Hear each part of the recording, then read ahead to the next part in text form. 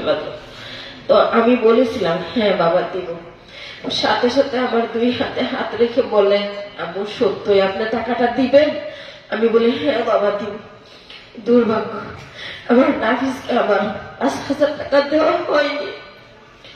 তো আন্দোলন আসার পরে ও চট করে বের হয়ে যায়। আসা আমার সাথে খুব, আমার নাফিসটা হাসি খুশি ছিল। আয়সা বলতো 18 তারিখ আমার পরে মেহমান ছিল, ও আমাকে বলে আম্মু আজকে আমি মাঠে খেলা করে একটু দেরিতে আসবো, আপনি টেনশন করেন না। ওর ফুপি আমাকে বারবার বলতেছিল তুই রান্না বান্না ব্যস্ত, নাফিস কই আছে, তুই খবর দিছস? বলছিলাম আপা, ও বলছে খেলাধুলা করে আসতে দেরি হবে।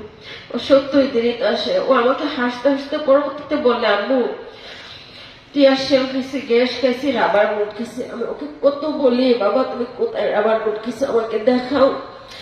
ও এমনি 3/4 প্যান্ট পরতো, তখনও